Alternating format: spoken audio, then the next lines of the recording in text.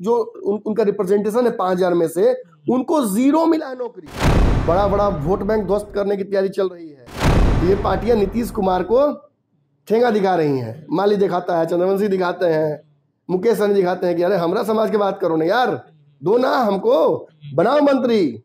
आप ही ना भाग रहे हैं उसके पीछे, आप भाग रहे हैं। आप स्वावलंबी नहीं बन के, आप अपने पुरखों की कमाई और धंधा छोड़ के आप लग रहे हैं कि सरकारी नौकरी का सूंघ हासिल कर लें, तो ग्रुप डी में जाइएगा ना।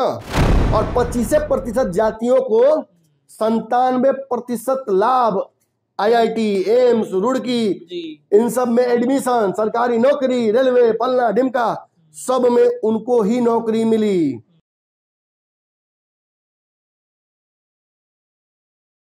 नमस्कार, पंचनामा देख रहे हैं आप, जहां पर हम करते हैं खबरों की चीरफाड़। देखिए, कल का पंचनामा 1.5 घंटे का पंचनामा हमने किया है और करीब रात के 11 बजे तक वो तमाम चीजों पर हमने, और हमारे डॉक्टर साहब जो है नमन मिश्रा सर, इन्होंने सब कुछ बता दिया कि किस तरीके से जातिगत जनगणना को लेकर के जो दिन भर राजनीतिक गलियारे में चर्चा का विषय बना रहा, उस पर लोगों के मन में जो संशय था उस संशय को दूर किया गया। आज का जो जातिगत जनगणना है वो भी कहीं ना कहीं उसी से संबंधित है। लेकिन सर के पास चलेंगे, उससे पहले हम आपको बता दें कि सर के तरफ से कल एक जातिगत जनगणना पर जो विशेष नाम दिया गया, अविश्वसनीय, आज दिन भर कई लोगों ने उस नाम का जिक्र किया है। यहां तक कि कई बार फोन भी आ चुके हैं, कई फोन आए हैं, उसमें जो अविश्वसनीय शब्द दिया गया था जातिगत जनगणना को लेकर, उस पर भी लोगों ने चर्चा की है। चलिए बिना देर किए हम अपने सर के पास चलते हैं, जुड़ते हैं और आज का जो पंचनामा है उसका बातचीत करेंगे, उस पर चिड़फाड़ करेंगे। सर, कल जो आपने शब्द दिए हैं जातिगत जनगणना को लेकर अविश्वसनीय, आज हमने देखा सर बहुत सारे कॉल आए आपके पास में, दिन भर आप फोन पर लगे रहे, बताते रहे, समझाते रहे। अब इसमें सर ये एक सवाल ये खड़ा होता है कि महागठबंधन को तो इससे कहीं ना कहीं फायदा मिलते हुए दिख रहा है, ऐसी चर्चाएं चल रही हैं, लेकिन अब भाजपा क्या करेगी, इस पर भी सबकी निगाहें टिकी होंगी। भाजपा के पास क्या ऐसा होगा जिससे इस जातिगत जनगणना को लेकर वो अपना दांव खेले? देखिए, निश्चित बड़ा बढ़िया सवाल है आपका और बहुत मौजूद सवाल है, क्योंकि देखिए अब चूंकि कल हमने बिल्ली गले में घंटी बांधी, जातीय गणना पर कोई हाथ डालने के लिए तैयार नहीं था। मैंने इसीलिए आपने जब सवाल पूछा तो मैंने इसलिए अविश्वसनीय शब्द का प्रयोग किया, क्योंकि कोई विश्वास नहीं कर पाएगा इस जातीय जनगणना पर, और बड़ा रैंडम एक्सप्रेशन था मेरे मुंह से निकला था वो। और जितने लोगों ने मुझे फोन किया, चाहे कुछ कुर्मी समाज के हो, कुशवाहा समाज के हो, राजपूत समाज के हो, दांगी हो, धानुक हो, कायस्थ हो, सभी का एक ही कहना था, मेरी जाति इतनी कम नहीं है, ये धोखा हो रहा है हमारे साथ। और धोखा किया किसने? देखिए, नीतीश कुमार ने तो बहुत चालाकी से कह दिया कि सर्वदलीय बैठक हुआ था भाई, हम अकेले इसका फैसला नहीं लिए थे। क्रेडिट कराने का वो ले रहे हैं, रिजल्ट का वो क्रेडिट नहीं ले रहे हैं। वो रिजल्ट कह रहे हैं कि तो सबने मांग किया था तो हमने करा दिया, हम कराने वाले आयोजक हैं, हम आयोजन करता नहीं है। अब इस पर क्रेडिट ले रहे हैं लालू यादव, 15 साल पुराना ट्वीट, तेजस्वी यादव नीतीश के साथ फोटो लगा कह रहे हैं कि भाई हमने कर दिया ना। ठीक है, आपने कर दिया, इसका राजनीतिक फायदा भी आपको मिलेगा, लेकिन ओबीसी समाज को और जो दलित समाज है उसको अब आपको उनके मुंह को भरना पड़ेगा। आपने जो एक बड़ा आंकड़ा जाहिर कर दिया कि मैंने देखा, उस आंकड़े में मान लीजिए कि 36 और 27% है ओबीसी और ईबीसी, अब दोनों को जोड़ देते 63% होता है। 63% में दलित जोड़ देते हैं तो कितना होता है? 85%। SC जोड़ने पर माने आप 85% बहुसंख्यक जनता को बिहार में सरकारी स्कीम में फायदा कैसे पहुंचेगा इतना कम आरक्षण में? मतलब आरक्षण का दायरा आप बढ़ाइएगा, अब बढ़ाइए ना बढ़ाइए, कांग्रेस की तरह आप भी झुंझुना बजाते रहिएगा, बढ़ाएंगे ना बढ़ाएंगे ना, बढ़ा देंगे, बढ़ा देगा, ये करते रहिएगा, बढ़ा देंगे, बोलिए बढ़ाते हैं। और आप कहिए कि इसके चलते वोट देगा लोग आपको, अब निश्चित तौर पर देगा भाई। मैं ब्राह्मणों की बात कर लेता हूं, आप कह दीजिए कि ब्राह्मणों को आरक्षण मिल जाएगा, ब्राह्मण भी पीछे पड़ जाएंगे उस जाति के जिस जाति की बात हम कर रहे हैं जी। और निश्चित तौर पर अगर ऐसा होता है तो इसका फायदा कहीं ना कहीं उस जाति समूह को, उस वोट बैंक के जो तथाकथित रजिस्ट्रार हैं, चाहे लालू हो, नीतीश हो या महागठबंधन दल हो, उनको फायदा होगा। भाजपा आप क्या कर सकती है जी? भाजपा के 4 नेताओं का 4 डिफरेंट बयान हम देखें। कोई कह रहा सीबीआई जांच होनी चाहिए, कोई कह रहा हमने मांग की तब हुआ, कोई कह रहा है कि मतलब आंकड़े गड़बड़ हैं, कोई कहता है कि भाई ये अनकम्प्लीट है, रिपोर्ट पढ़ के जवाब दिया जाएगा। चिराग पासवान ने भी पहली बार मैंने देखा कि भाई उन्होंने कहा कि कुछ जाति विशेष का बढ़ाया गया है। अब बढ़ा तो इसमें यादव जी लोग का है। अब उन पे डायरेक्ट पहली बार चिराग पासवान ने ये बात कही और इससे साबित होता है कि अब ये ओपन गैंगवार हो गया। जातियों के बीच संघर्ष तो आदिकाल से था, उस संघर्ष को आपने खुलेआम कर दिया डाटा को सार्वजनिक करके, त्रुटिपूर्ण डाटा को सार्वजनिक करके। मैं बात फिर से थोड़ा सुधार लो अपना। त्रुटिपूर्ण नहीं होता तो एक को समाज तो खुश होता। आज यादव जी लोगों को लग रहा है कि उनका हक मार लेगा कोई, अरे कोई अब जैसे मैं ही कल में मैंने कुछ नहीं कहा है किसी को, सच्चाई है, मैंने किसी को नहीं कहा कि कोई कम ज्यादा हो गया भाई, उसको कोई दुख होना, उसको गलती होनी चाहिए हमारे। मैंने जो था उसी आंकड़े पर मैंने कहा कि भाई ये कम लग रहा है, ये हो सकता है इस वजह से कम हुआ हो। जैसे ब्राह्मण वाला मैंने कितना बड़े तर्क दिया था। मैंने ये भी कहा था कि एक घाट पे छठ कर सकते हैं, घाट पे हक सकते हैं, एक घाट पे पानी नहीं पी सकते। ऐसा कैसे मान ले हम? आपकी बात नहीं, निश्चित तौर पर समय बदला और ठाकुर भी बदला और ठाकुर का कुआं भी बदला और कुएं की जमींदारी भी बदली, खेतों की जमींदारियां बदली, खेतों की रियायती बदली, खेतों के मालिक बदले।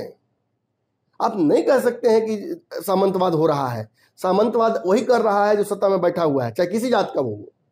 और इस बात से अग्री नहीं करते तो कोई बात नहीं, झुंझुना बजाते रहे अपनी अपनी जाति का, खूब मजे, रात भर एकदम नहीं होता है, देखिए ढोल ढोमकच होता है, रगड़ते रहिए, कोई फायदा नहीं होने वाला है।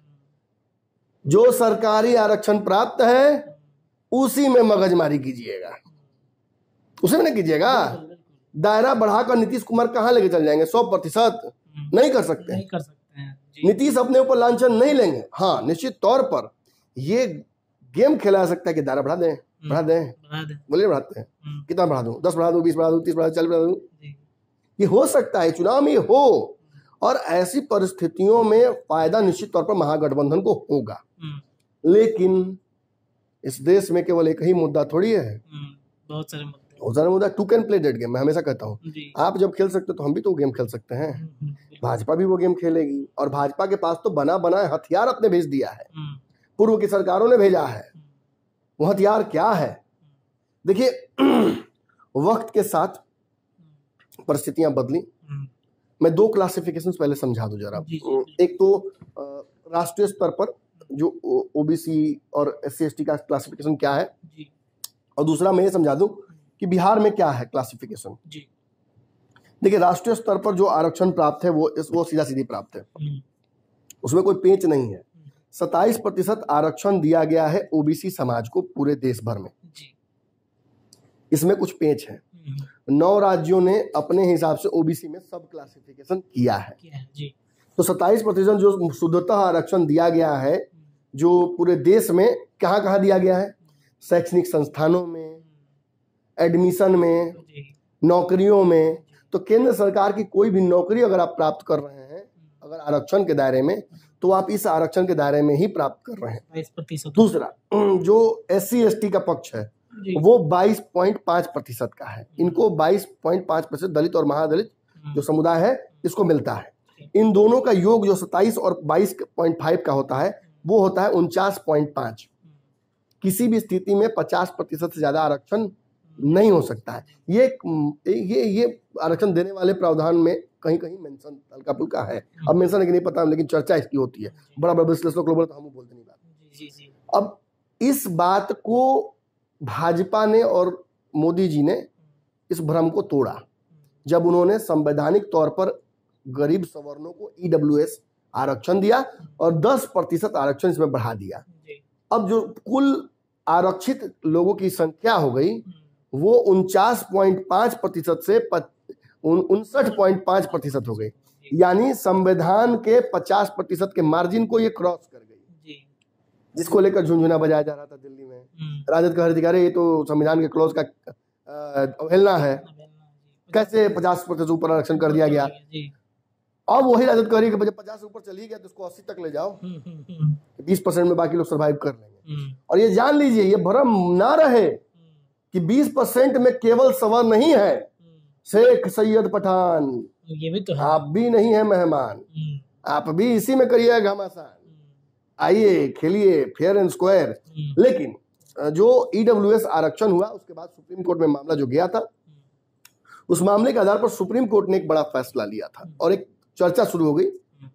सरकार ने कहा कि भाई देखिए, चूंकि अलग अलग राज्यों में जो शोषितों और वंचितों की आबादी और उनकी जो चिन्हित करने की जाति है वो अलग अलग है, तो आप जनरलाइजेशन में बात मत कीजिए, पहले तो उन जातियों को चिन्हित कीजिए। ये ओबीसी के कौन सी जातियां हैं जिनको हक नहीं मिल रहा है, जिनकी हकमारी आज भी हो रही है। और उन्होंने साथ साथ एक चर्चा कर दी कि भाई अगर राज्य चाहे तो 80% तक अपना आरक्षण का दायरा राज्यों में बढ़ा सकते हैं, जिस आधार पर नीतीश कुमार ने बिहार में कुछ सब कैटेगराइजेशन किया। अब उसको हम जानेंगे। देखिए, ये तो राष्ट्रीय स्तर पर हुआ और राष्ट्रीय स्तर पर यह भी बात मैंने सत्यापित हुई कि कुछ क्या सभी राज्यों को ताकत मिल गई कि वो अपने यहाँ अनुच्छेद में थोड़ा बहुत 19-20 करके दलित महादलित या जो भी करना है वो कर सकते हैं। उस आधार पर अब आरक्षण का दायरा बढ़ सकता है।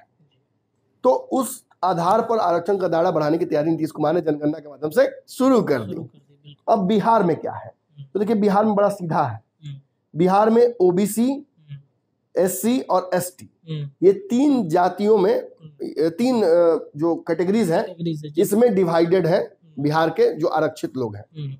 ओबीसी में दो तरह से क्लासिफिकेशन है, वो मैं बता देता हूँ आपको।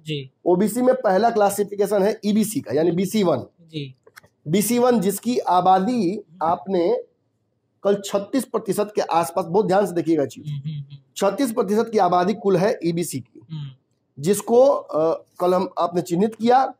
इस आबादी के पास उसी 27% में एक बड़ा हिस्सा जाना चाहिए आरक्षण का, जो केंद्र सरकार ने दिया है, जो सरकारी प्रावधान है उस आधार पर।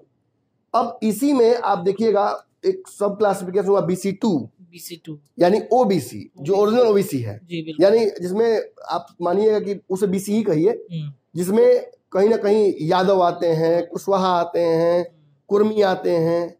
इन जातियों को जो BC में रखा गया 2 में, इनको भी उसी 27% में चाहिए।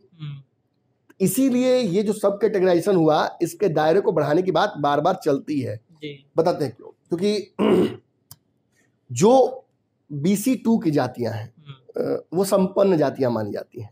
कुशवाहा, कुर्मी पढ़े लिखी जातियां हैं, आपको दिख जाएंगे कहीं भी। यादव जी के पास एक बड़ा उद्योग है दुग्ध का, और वो करते रहते हैं उसको, उद्योग को, उसको लेकर उनको आरक्षण भी प्राप्त है। और उससे फायदा मैंने जनरल ये बनाया था कंसेंसस कि भाई वो संपन्न जातियों में आ रहे हैं। तो ये दबाव डालती है भाजपा, और जो भाजपा के सहयोगी है इस तरह की जातियां हैं, पार्टियां हैं, कि भाई ये तो हक मार रहे हैं ईबीसी का जी सर, जो 27% में उभी है। कैसे नोनिया, बिंद, बेलदार, कैसे कहते हैं महतो जाति के लोग, कैसे आप देखिएगा कि इसी में चंद्रवंशी है, इसी में माली है, तो कहता है मेरा हक खा गया। आज ही माली बोल रहे थे आपके चैनल पे कि हक मेरा खा गए कुर्मी कुशवाहा, हक मेरा खा गए नीतीश कुमार यादव खा गए। कैसे आज चिराग पासवान कह रहे हैं कि हक खा गए, कुछ जातियां खा रही हैं हक। कैसे गिरिराज सिंह कहते हैं कि 2 जातियां मिलकर, माने ईबीसी की जनसंख्या 36% है, और उसमें शासन कौन कर रहा है? 33 साल से किसकी सरकार है? यार BC2 की, यादव और कुर्मी की, जो कि BC2 में आते हैं, जिनकी संख्या मात्र 27% है, 36 से कहीं कम। इसीलिए चंद्रवंशी अपनी पार्टी बनाकर कहते हैं कि हमको नेता बनाइए, इसीलिए मुकेश सहनी पार्टी बनाकर कहते हैं हमको नेता बनाइए, इसीलिए पृथ्वी माली पार्टी बनाकर कहते हैं हमको नेता बनाइए, इसीलिए माझी बनाते हैं पार्टी और कहते हैं हमको नेता बनाइए। इसीलिए ये छोटी छोटी पार्टियां डेवलप हो रही हैं, क्योंकि हक मार रहा है कौन? BC। कौन मार रहा है हक? खुद पता कीजिए कौन मार रहा है हक। मैंने समझाने की कोशिश की बिहार के संदर्भ में। जागे को सवेरा, ना जागे तो अंधेरा। आंख बंद करके बैठे रहिए, कोई दिक्कत नहीं है। हमें कहते हम समझाने हैं, फैक्ट पे बात करेंगे।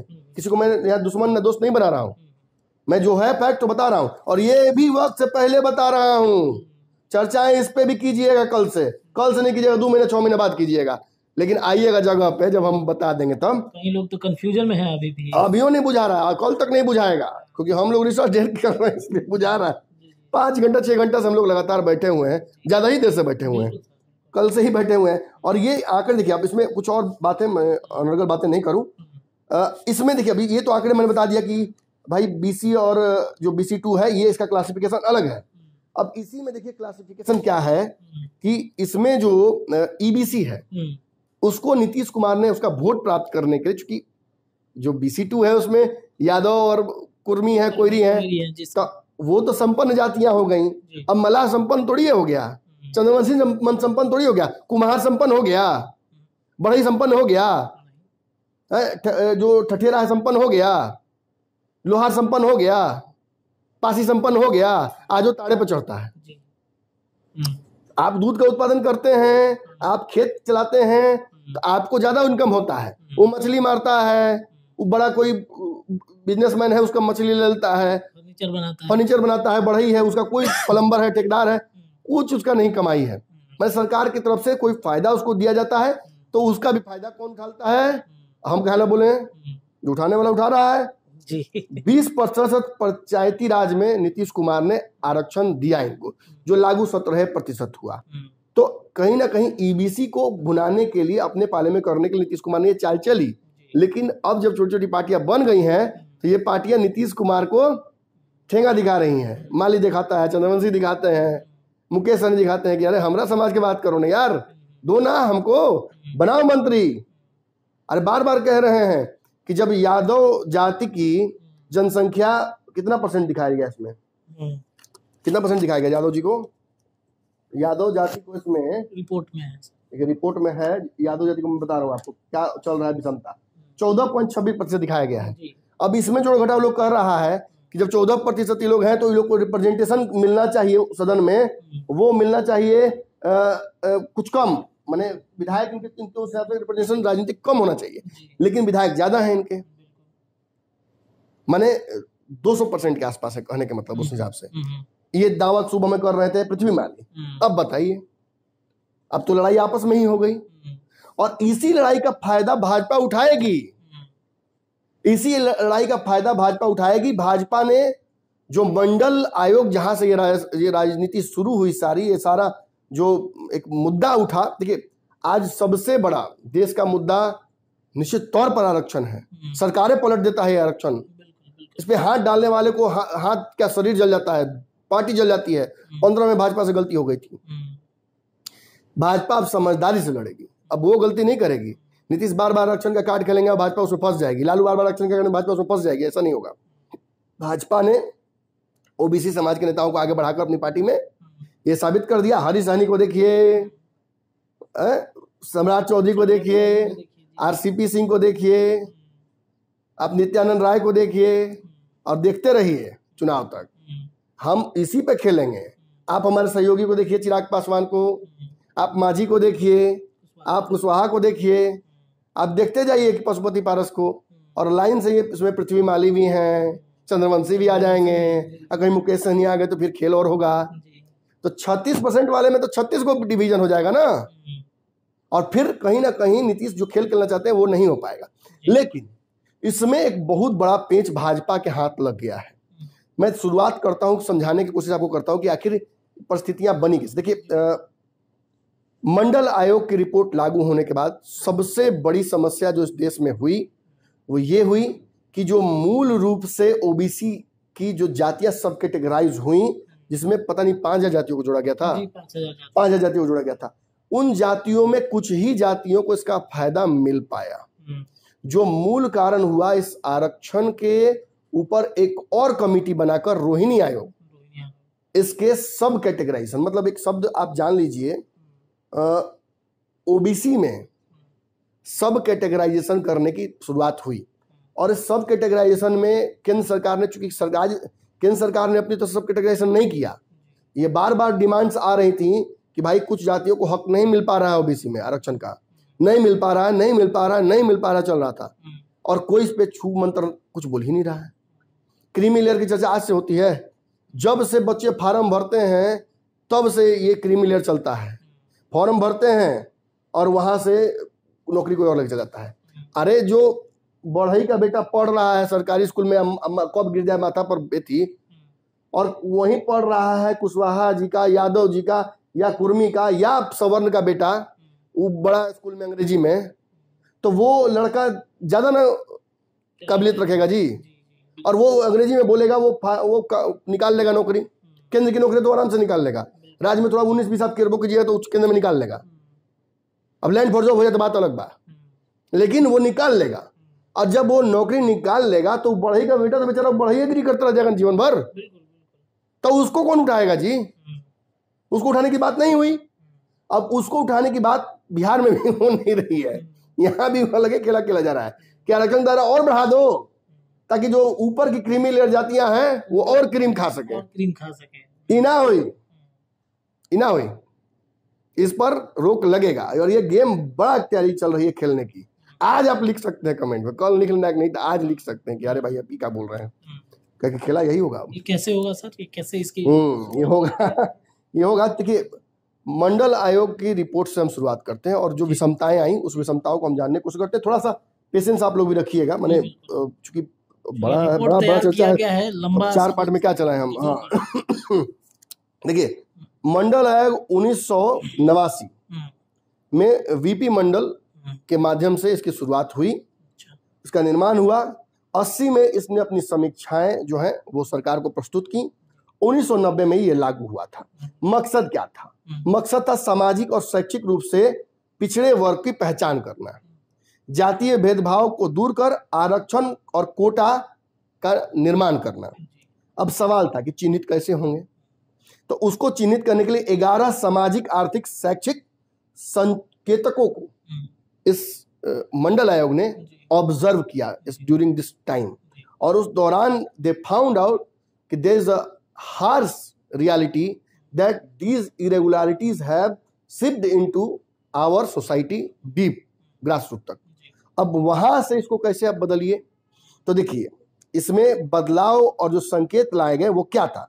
1980 में मंडल आयोग ने 27% सरकारी नौकरियों में सिफारिश लागू की कि 27% आरक्षण कम से कम तो मिलना ही चाहिए इस समाज को, और वो सरकारी नौकरियों के माध्यम से ही इज्जत बढ़ाएगा इनका। आप प्राइवेट में देने से नहीं होगा, आप इनको पैसा दीजिएगा तो नहीं होगा, इनको इज्जत दीजिए। सरकारी नौकरी, सरकारी बाबू मुंह चढ़ के जाएंगे, जब बैठेंगे कहेंगे भाई हमको शोषित किए हो, ठीक है तो खैनी बना के ले आओ। अरे मजाक कर रहे हैं। माने अगर देखिए सामाजिक समरसता यही है कि बैठा हुआ टेबल पे बाबू कोई शूद्र और ब्राह्मण उनको लाके एक गिलास पानी पिलाए। बुरा लगेगा थोड़ी देर के लिए आपको, लेकिन शैक्षणिक योग्यताओं के आधार पर मैं कह रहा हूं। मैं इसलिए नहीं कह रहा हूं कि आरक्षण मिला हुआ है आपको सरकारी नौकरी के नाम पर कि 10 लाख तिलक मिल जाए है, बाबू साहेब, भूमिहार साहेब, आप ब्राह्मण साहेब, कि आपको नौकरी मिल जाए 10 लाख रुपया 20 लाख रुपया, तो आप सरकारी मैंने जो ऑफिस है उसमें दरबानगिरी करने के लिए ग्रुप डी में आप चल जाइए। आप ही ना भाग रहे हैं उसके पीछे, आप भाग रहे हैं। आप स्वावलंबी नहीं बन के, आप अपने पुरखों की कमाई और धंधा छोड़ के आप लग रहे हैं कि सरकारी नौकरी का समूह हासिल कर रहे हैं, तो ग्रुप डी में जाइएगा ना। और आपकी जब काबिलियत उतनी नहीं, आपकी मेगा क्षमता उतनी नहीं, और आपकी मैंने आप अपने पुरखों से इतना अलग हो गए, तो आपको यही करना होगा। और अगर कोई पढ़ के लिख के अच्छे से पिछड़ा समाज का बेटा जाकर बैठता है उस जगह पर और वो समाज को एक रस एक रूप करने की कोशिश करता है, तो गलत क्या है? पिलाई पानी, बुरा क्यों लगना? किसी को बुरा नहीं लगना चाहिए। किसी की इज्जत प्रतिष्ठा पे दाव नहीं है। सैलरी लेवल से ना बुरा लगला, 30,000 35,000 50,000 ग्रुप डी के ग्रुप सी के वो गई ना बुझाला, खराब लगला। लेकिन कि हमको आदेश दे दिए, अरे आदेश पालक है आप, तो आदेश पालन नहीं कीजिएगा। यही नहीं कह रहा हूं भाई, बड़े बड़े संस्थानों में अब दिल्ली में बैठे हुए हैं जज महोदय, बैठे हुए हैं मिश्रा, झा, दुबे, तो बोलते करता है कोलेजन सिस्टम खत्म करो, तो ऊपर बैठे तो क्या कीजिएगा। तो कहीं ना कहीं देखिए सिस्टम को समझना होगा। और 1980 में जब ये 27% लागू करने की सिफारिश की गई तो विरोध हुआ था, लेकिन इस विरोध को सुप्रीम कोर्ट ने शांत किया और जो एक तकनीकी प्रोफेशनल और वैज्ञानिक से जो पढ़ाई है उसमें भी 27% जो छात्र हैं उनको इस समाज के आरक्षण दिया गया कि एडमिशन लेके जाएगा, पढ़ेगा तो अच्छा आगे बढ़ेगा, और फिर बड़ा आदमी बनेगा, फिर 10 आदमी सैल्यूट करेगा उसको। अब कोई समाज का सैल्यूट करेगा, अब हम इसमें नहीं पढ़ेंगे। तब से सबसे बड़ा जो चुनावी मुद्दा हुआ वो इस देश में वो आरक्षण ही हुआ। ये मंडल आयोग की सिफारिश जब लागू हुई तब। अब कुछ समस्याएं आने लगी बीच बीच में, कुछ जातियां ही इसका लाभ पाने लगी। अनारक्षित जातियों में गुस्सा हुआ। भाई सवन गुस्सा होंगे, काहे गुस्सा होंगे बताइए कि हम। कुछ जातियां आर्थिक रूप से मजबूत हुई, यानी विषमता आई। आर्थिक रूप से कुछ जातियां मजबूत हो गई या कुछ जातियां कमजोर हो गई। एक और समस्या, मजबूत जातियां पूरा हक लेती रही, माने जिनकी संख्या ज्यादा थी। ज्यादा किसका था जी? आज तो ज्यादा इसमें दिखाया जा रहा है कि चिराग पासवान की जाति है, तेजस्वी यादव की जाति है, फिर कुशवाहा लोग तो बेचारे तो लग रहा है कि ठगा गए हैं उस टाइप का। ज्यादा कैसे बोल दें, वो अपने कह रहे हैं कि हम कम दिखा रहा है हमको। तो ये कई मतलब देखिए, हम नाम लेके हम बोल रहे हैं तो इसका मतलब ये नहीं कि मेरा किसी से बैर है, ऐसा मत समझिएगा। ये समझना आपके मन का घड़ंत हो सकता है। अब समझिए, अब जो चूंकि राज्य सरकारों को अधिकार नहीं था, तो केंद्र सरकार और जो सुप्रीम कोर्ट है उसने अधिकार दिया कि भाई राज्य अपने स्तर पर कुछ इसमें चेंजेस करना चाहते हो तो करके देखें। तो कम से कम 9 राज्यों ने इसमें बदलाव लाया, जिसमें तमिलनाडु का भी खूब नाम होता है। 9 राज्य में आंध्रा, तेलंगाना, पुडुचेरी, कर्नाटक, हरियाणा, झारखंड, पश्चिम बंगाल, बिहार, महाराष्ट्र, तमिलनाडु ने ओबीसी का वर्गीकरण किया अपने आधार पर, जिसमें बिहार में ईबीसी डेवलप हुआ, यानी BC1 और BC2 हुआ। बिहार में ओबीसी से ही टूटा, फिर ईबीसी बना और BC2 बना, जो कि ओरिजिनल ओबीसी हुआ।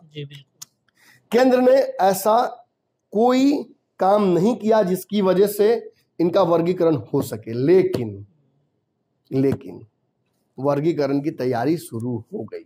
क्योंकि समस्या आएगा तो समाधान आएगा, समाधान एक दिन का तो होगा नहीं, क्योंकि समस्या भी एक दिन की है नहीं। अब देखिए, इस मामले में सबसे जो बड़ी बात सामने आई वो आई इस समस्या का समाधान के तौर पर रोहिणी आयोग, जिस आयोग के माध्यम से नीतीश कुमार जातीय जनगणना को, माने नीतीश ने तो अपने तरफ से कर दिया, लेकिन मोदी चाहे चेकमेट कर सकते हैं। और मैं आपको पूरी संभावनाओं के साथ ये बात बोल दूं, मेरी बात गलत नहीं होती है, कि this is going to happen, मतलब एंड वेरी सून। इसकी तैयारी चल रही है, तैयारी हो चुकी है पूरी। द्रौपदी मुर्मू के पास रोहिणी आयोग का रिपोर्ट जा चुका है, और ओबीसी की उपजातियों के वर्गीकरण की तैयारियां जो राज्यों को अब तक अधिकार प्राप्त है, कि नीतीश कुमार अपना हिसाब से ठीक भाई कर वोट ज्यादा भाई करके डाल दो, हमको देगा वोट, अब इसका कम है, चलो काटो इसको, हटाओ उसको। जिसका आरोप लगाते लगाते रामविलास पासवान इस दुनिया से चले गए कि नीतीश ने दलित महादलित कर दिया, नीतीश ने फोड़ दिया हमारे वोट को। आज 5% कैसे दिखा रहे हैं, चिराग पासवान कैसे बलबला रहे हैं, एकदम कहीं बैठे हुए हों, लेकिन हम लोग चिल्ला रहे हैं अरे क्या हो रहा है हमारे साथ, ही तो गड़बड़ हो गया। यही साबित करता है। और रोहिणी आयोग क्या है, तो रोहिणी आयोग पहले जान लेते हैं हम लोग, और जान लेते हैं उसको, फिर भी समझ में आ जाएगा कैसे इसका खेल होगा। ये मेरे पास 2 पेज का डेटा है, बहुत इंपॉर्टेंट है। अगर यहाँ तक आप पेज वीडियो में बने हुए हैं तो लाइक सब्सक्राइब क्या कहते कहता है लोग बीच में कर दीजिए, मतलब आपको हमारा चैनल पसंद है, नहीं तो आप हम आपको इतने ना पसंद है कि आप हमारा हर वीडियो देखते हैं, यही हम मान सकते हैं यहाँ पे। तो देखिए, रोहिणी आयोग क्या है। देखिए, समस्या का समाधान होता है, क्योंकि अब ओबीसी के कैटेगराइजेशन हुआ नहीं, केंद्र सरकार ने ये किया नहीं, तो समस्या तो डेवलप होगी। कई जातियों में विषमताएं हुई, अमीर अमीर होते गए, गरीब गरीब होते गए। ओबीसी में क्रीमी लेयर फायदा उठा रहा था, तो कैटेगराइजेशन करिए भैया, तो कैटेगराइजेशन करने की बात शुरू हुई, और उसी का उपज हुआ वो रोहिणी आयोग। तो क्योंकि केंद्र सरकार ने 2017 में रोहिणी आयोग का गठन किया, संविधान में अनुच्छेद 340 के तहत इसका गठन किया गया। इस अनुच्छेद का उपयोग 2 ही बार हुआ है अब तक। कब? एक बार तो पहले हुआ था, अब दूसरा बार ये हुआ है मोदी सरकार, रोहिणी आयोग के तहत। तब समझ लिए कि कितना दूर से तैयारी मोदी करके रखा था इनकी जातीय जनगणना का। मोदी समझते थे कि नीतीश कुमार कुछ बम फोड़ेंगे, नीतीश करेंगे, कोई तो करेगा, ये बात जानते थे मोदी। और मोदी की थिंक टैंक जानती थी, और इसका उसी समय निर्माण किया गया। उस समय आयोग की अपनी रिपोर्ट प्रस्तुत करने के लिए 12 सप्ताह का समय दिया गया था। 12 सप्ताह में इनको अपना रिपोर्ट जारी करना था। भारतीय संविधान के अनुच्छेद 340 के अनुसार भारत का राष्ट्रपति सामाजिक और शैक्षिक दृष्टि से पिछड़े वर्ग के दशाओं की जांच करने के उपरांत सुधार करने संबंधित सिफारिश प्रदान करने के लिए आदेश के माध्यम से आयोग की नियुक्ति गठन कर सकता है। तो दूसरी बार ये राष्ट्रपति द्वारा इसका बनाया गया। अब इसमें विशेष बात क्या है, देखिए, इस आयोग का गठन केंद्रीय ओबीसी सूची से मौजूद 5000 जातियों के उपवर्गीकरण यानी सब कैटेगराइजेशन करने के लिए इन्हें लाया गया था। नियम के मुताबिक अन्य पिछड़ा वर्ग को केंद्र सरकार के तहत नौकरियों और शिक्षा में 27% आरक्षण मिलता था, जो हमने बताया था। और उप श्रेणीकरण की आवश्यकता इस धारणा से उत्पन्न होती है कि ओबीसी की केंद्रीय सूची में शामिल कुछ ही संपन्न समुदाय को 27% आरक्षण का एक बड़ा हिस्सा प्राप्त होता है। जो आप पूर्व में इसके पहले में बताए जी, जो मैं बता रहा था आपको कि एक बड़ा हिस्सेदारी जो है वो लेके चला जाता है क्रीमी लेयर। अब क्रीमी लेयर कौन है आप समझिए। राष्ट्रीय पिछड़ा वर्ग आयोग जो एनबीएफसी है उसने क्या सिफारिश की थी, वो बड़ा महत्वपूर्ण है, वो समझने लायक है। देखिए, ध्यातव्य है कि सर्वप्रथम वर्ष 2015 में राष्ट्रीय पिछड़ा वर्ग आयोग एनसीबीसी ने ओबीसी को अत्यंत पिछड़े वर्गों को अधिक पिछड़े वर्गों और पिछड़े वर्गों जैसे 3 श्रेणियों में वर्गित करने की बात कही थी। 2015 में एनसीबीसी ने ओबीसी को 3 भाग में बांटने की मैंने सिफारिश की थी। ओबीसी आरक्षण के लाभ का अधिकांश हिस्सा प्राय प्रभावशाली ओबीसी समूहों द्वारा प्राप्त किया जा रहा था, इसलिए ओबीसी के भीतर अत्यंत पिछड़े वर्गों के लिए उप कोटि की मान्यता देना अति आवश्यक हो गया था। क्रीमी लेयर की चर्चा चल रही है, वो तो एनबीसी भी, ये सरकारी रिपोर्ट है, हम आप नहीं कह रहे हैं। राष्ट्रीय पिछड़ा आयोग ने अपने पास शैक्षणिक और जो सामाजिक रूप से पिछड़े वर्गों को उनकी शिकायतों को बार बार सुना और उनके कल्याणकारी उपायों के क्रियान्वयन की जांच करने का आदेश दिया।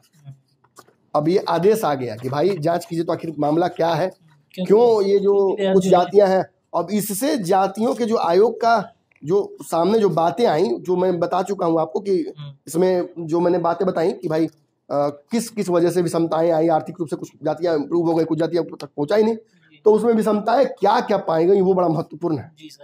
समिति के समक्ष चुनौतियां जो आई कि केंद्र सरकार की नौकरियों और विश्वविद्यालय में प्रवेश में विभिन्न ओबीसी समुदायों के प्रतिनिधित्व तथा उन समुदायों की आबादी की तुलना करने के लिए आवश्यक डेटा नहीं था। डेटा था नहीं, डेटा तो जातीय जनगणना से ही आएगा। और उसके लिए वर्ष 2021 की जनगणना ओबीसी के संबंधित डेटा एकत्र करने का आदेश आया कि जो 21 में जो जनगणना होने वाली थी राष्ट्रीय स्तर पर, उसमें ओबीसी का डेटा जोड़ दिया जाए। सरकारी नौकरी कितना लिया लोग, कितना उससे फायदा हुआ, समाज को कितना आगे बढ़ने में मौका मिला। आरक्षण का एक तरह से सर्वे करना, आरक्षण का ओबीसी का फायदा क्या हुआ भाई, ये करने की कोशिश की, लेकिन ये पेच फंस गया था, ये सर्वे नहीं हो पाया प्रॉपरली। फिर आयोग द्वारा जो जांच की गई वो क्या थी, वर्ष 2018 में आयोग ने पिछले 5 वर्षों में ओबीसी कोटा के तहत दी गई केंद्र सरकार की 1.5 लाख नौकरियों का विश्लेषण किया। 1.3 लाख का इन्होंने विश्लेषण किया। अब इस विश्लेषण से क्या निकलेगा, आयोग ने पूर्ववर्ती 3 वर्षों में विद्यालय, आईआईटी, एनआईआईटी, आईआईएम, एम्स समेत विभिन्न केंद्रीय शिक्षण संस्थानों में ओबीसी प्रवेशों से संबंधित आंकड़े का विश्लेषण किया।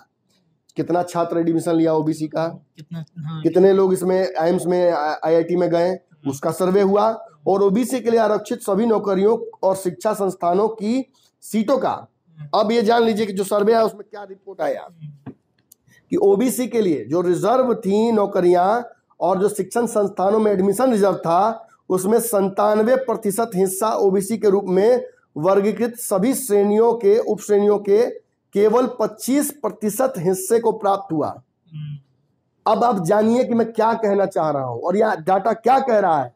ओबीसी में 5000 जाति और 25% जातियों को 97% लाभ, आईआईटी, एम्स, रुड़की, इन सब में एडमिशन, सरकारी नौकरी, रेलवे, पलना ढिमका, सब में उनको ही नौकरी मिली। 25% 5000 का। पता नहीं होगा। अरे भाई कैसे नहीं पता होगा भाई, आरक्षण के बारे में तो दुनिया को पता है। वोट आरक्षण के नाम पर दीजिएगा, जब लेने की बारी है तो नहीं पता रहेगा।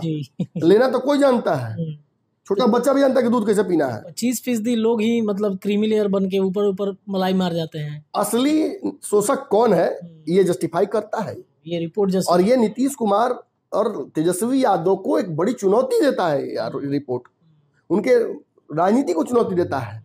और कैसे भाजपा इस आयोग की रिपोर्ट और इसकी सिफारिशों को लागू करके एक बड़ा हंटर चला सकती है, ये जान लीजिए। उपरोक्त नौकरियों और सीटों का 24.95% यानी 25% हिस्सा केवल 10 ओबीसी समुदायों को प्राप्त हुआ है। बाप रे, इतनी विषमता। केवल 10 ओबीसी समुदायों को इन नौकरियों में 24% हिस्सा केवल मिल पाया है। सिर्फ जो 5,000 जाति हैं उनमें सिर्फ 10 उपरोक्त नौकरियों और सीटों का 25% हिस्सा ही केवल 10 समुदायों को मिल पाया। मैंने 10 समुदाय जो हैं उनको ही मिल पाया है। अब ये कितनी बड़ी बात है, मैंने समझिए, यहाँ साफ साफ साबित हो रहा है कि एक बड़ा समाज है, लेकिन उस समाज में विषमताएं भरी पड़ी। गरीब गरीब ही रह गया, अमीर अमीर हो गया। नौकरियां तथा शैक्षणिक संस्थानों में 983 ओबीसी समुदायों, कुल 37% जो 5,000 का है, प्रतिनिधित्व शून्य है। अब ये कितनी बड़ी बात है। उफ, भाई रे विडम्बना। सर यहाँ पे वो शब्द आपका मुझे बहुत अविश्वसनीय जो शब्द आपने कहे थे वो अब धीरे धीरे जस्टिफाई हो रहा है। मैं सच बोल रहा हूँ कि ये मेरे लिए यहाँ भी विश्वास करने लायक नहीं है कि केंद्र सरकार के आंकड़े ना, तो बिहार सरकार के आंकड़े मानिए तो केंद्र का नहीं मानिएगा।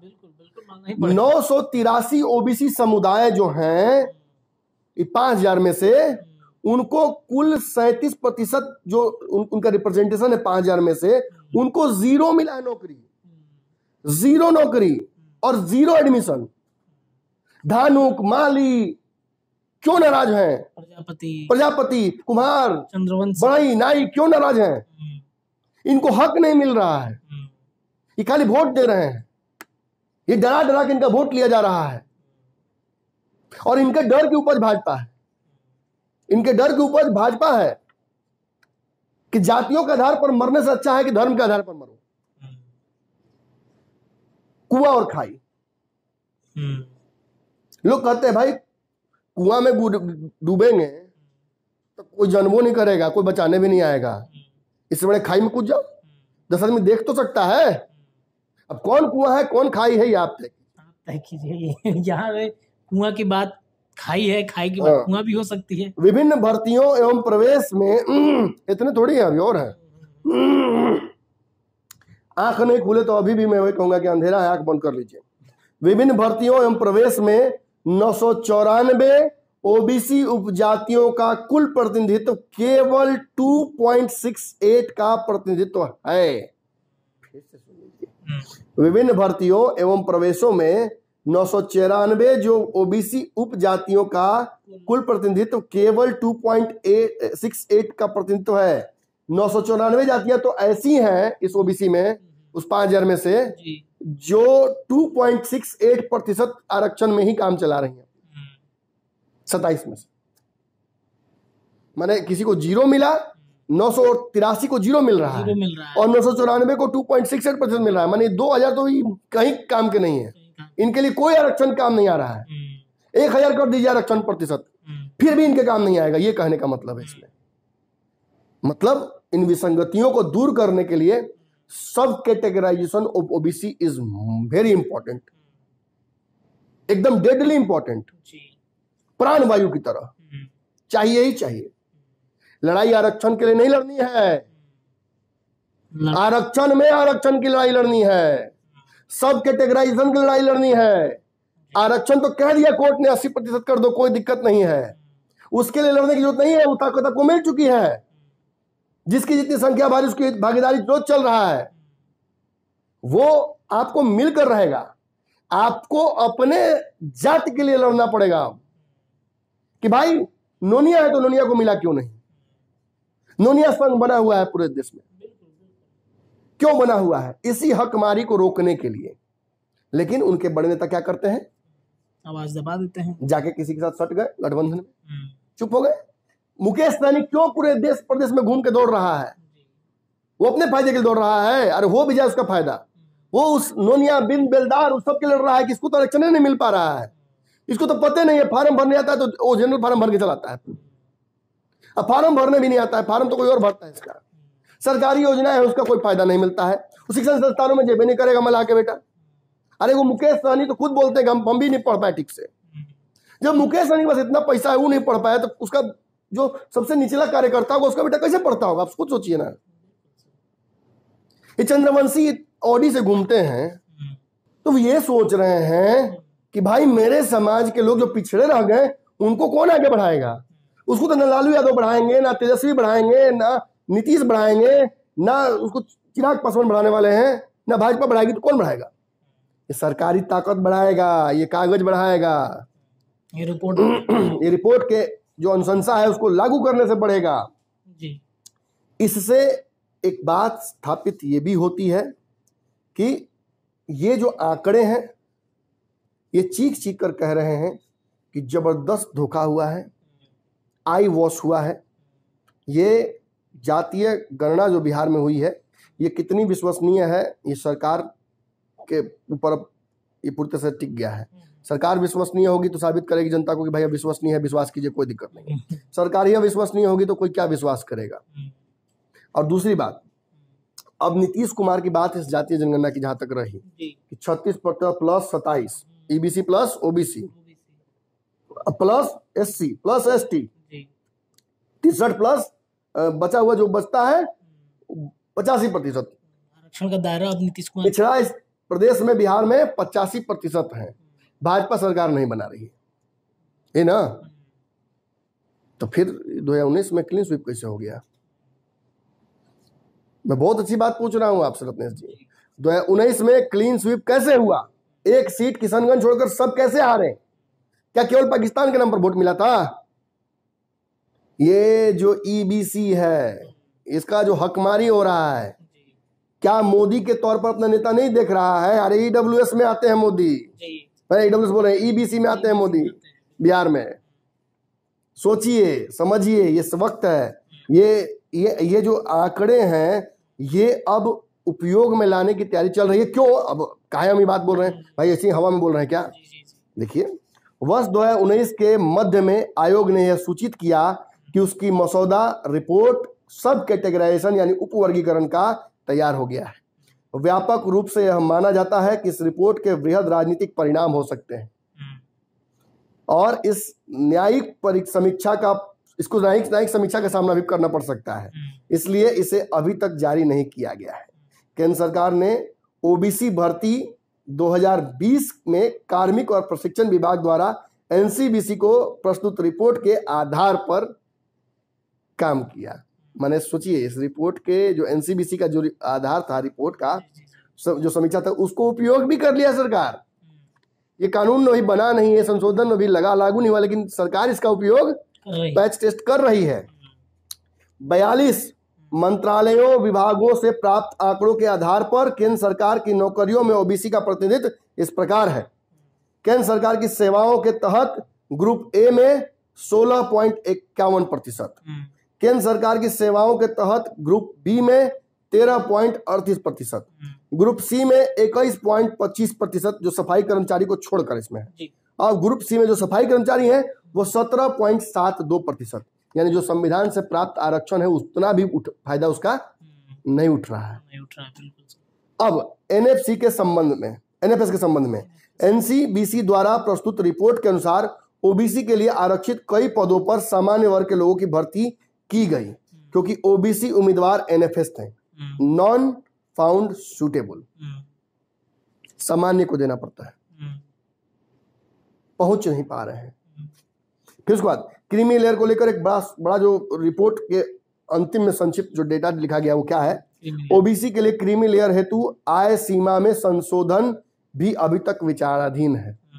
यानी जो रोहिणी आयोग है इस आधार पर यदि रिपोर्ट को इसको इम्प्लीमेंट किया जाएगा तो क्रीमी लेयर खत्म हो जाएगा। तो क्रीमी लेयर यानी वो लेयर जो आरक्षण के अंदर तो है लेकिन उसके पास पैसा, संपत्ति, धन सरकार के हिसाब से अच्छा खासा है।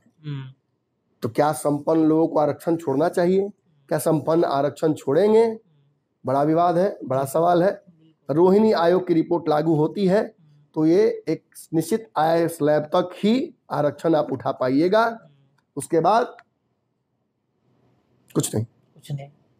तो यानी अगर 2 पुश्त 4 पुश्त से आप कमा रहे हैं, आप आगे निकल चुके हैं, आप समाज में एक अच्छा जगह पहुंच चुके हैं, तो अपने पिछड़े समाज के जो लोग हैं उनको पकड़िए, उनको आगे बढ़ाइए, उनको आरक्षण का लाभ दिलवाइए। अरे आपको नहीं मिल रहा था अपने पड़ोसी को दिलवाइए ना जी, एहसान भी होगा और वो आगे भी बढ़ेगा। लेकिन आपको तो डर इस बात का लगता है कि हमारा पड़ोसी अगर आगे बढ़ गया तो हमसे ऊंचा छत कर लेगा, ऊपर छत करे तो ऊपर से देखेगा।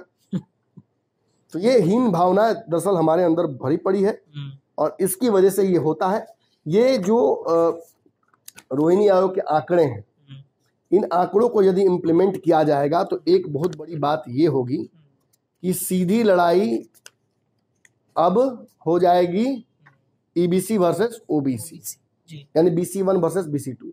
और केंद्र सरकार ने रोहिणी आयोग के रिपोर्ट को लागू करने की तैयारी शुरू कर दी है, क्योंकि राष्ट्रपति द्रौपदी मुर्मू को इसकी रिपोर्ट सौंपी जा चुकी है, पूरा मसौदा बन चुका है, इसके इम्प्लीमेंटेशन और पैच टेस्ट की तैयारियां शुरू हो गई हैं। जल्द से जल्द इस देश प्रदेश में रोहिणी आयोग की रिपोर्ट लागू, या रोहिणी आयोग नहीं हो तो कम से कम एक जो नहीं है ये ओबीसी वर्गीकरण के लिए को लेकर जो एक बड़ी तैयारी हो रही है, इसकी तैयारियां पूरी की जा सकती हैं और इसे लागू करने की व्यवस्था की जा सकती है। सब कैटेगराइजेशन ऑफ ओबीसी, जो कि मैंने बताया ना 9 राज्यों ने कर रखा है।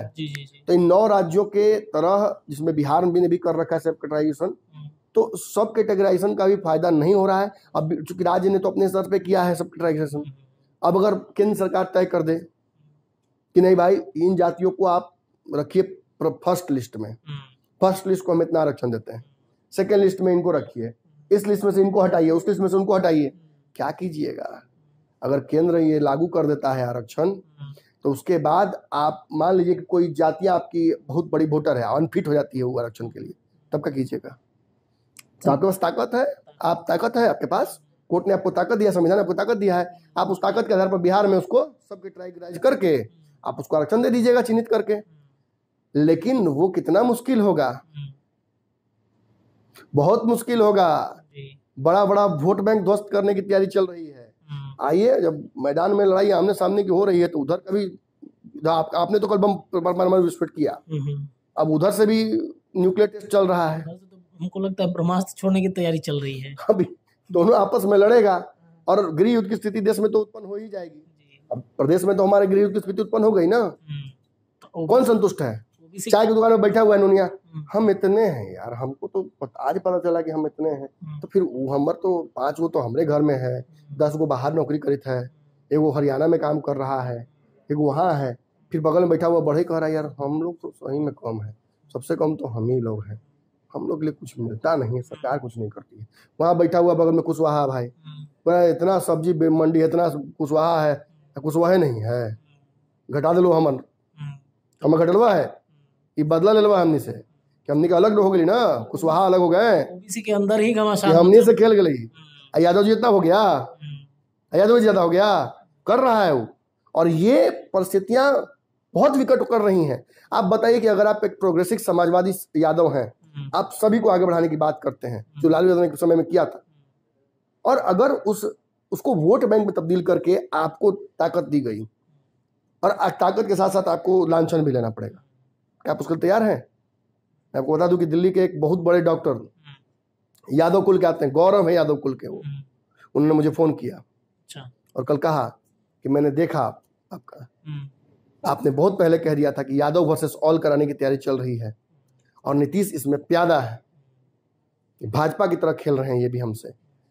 यादव की जनसंख्या वास्तविक इससे भी ज्यादा है, लेकिन बाकी जातियों का घटाकर यादव का बढ़ा ज्यादा दिखाना, ये दरअसल लेकिन यादव से ज्यादा है, मैं खुल के फिर बोल रहा हूं, समझिए इस बात को। लेकिन बाकी जातियों का घटा तो यादव का भी घटता, तो नहीं घटाकर बढ़ाकर दिखाकर सबसे अलग पॉइंट आउट करके दिखा दिया। इसका मतलब क्या है? चिन्हित किया गया। और नीतीश कुमार ने भी फेंक दिया सामने की जय लड़िए, हम क्या लड़े, और आप किसके किसके दंड के भागी हो गए। भाजपा आपके खिलाफ है, आप मानते हैं ये बात, सवर्ण आपके खिलाफ है, राजपूतों में गुस्सा हो गया आवाज से, आप नोनिया बिन बेलदार ये भले आपके साथ खड़ा होते हैं, लेकिन इनमें भी आपको लेकर एक संशय बैठ गया, सब तो यही खा जा रहा है। लॉकुश समीकरण भी तो सर इसमें कहीं ना कहीं डैमेज हो गया, डैमेज होता है। और इस नाराजगी का किसको झेलना पड़ेगा? अब सवर्ण को जाके ब्राह्मण भूमियार को पिटेगा कि हम तो पहले से कम है, हमको क्या मार रहे हो यार, हम तो अपने कम दिखा रहा है, हमको जी करें। जो पूरे स्कूल के बच्चे अगर मिलकर मारते हैं किसी को, तो वो सेकंड और थर्ड और फोर्थ फिफ्थ वाला नहीं होता है, फर्स्ट वाला पिटाता है। तो फर्स्ट में तो डाल दिया गया यादव जी लोगों का। तो वो ये बात मुझे बोल रहे थे, जो डॉक्टर हैं, नाम नहीं लूंगा लेकिन समझने वाले समझ रहे हैं कौन बड़े डॉक्टर हैं यादव जी। उन्होंने कहा कि मैं एकदम इस बात को मानकर चल रहा हूं कि यादव समाज जो शिक्षा से दूर हुआ है उसका कारण ये आरक्षण हो गया। शैक्षणिक आरक्षण नहीं ले रहे हैं यादव लोग, उनका कहना था, मैं नहीं कह रहा हूं, लेकिन नौकरी में घुसने की खूब तैयारी है और उसकी वजह से हमको हकमार बुलाया जाता है और ये विषमताओं को जबरदस्ती डेवलप किया जाता है ताकि हमारे खिलाफ राजनीति करके नीतीश कुमार हमेशा मुख्यमंत्री बने रहे।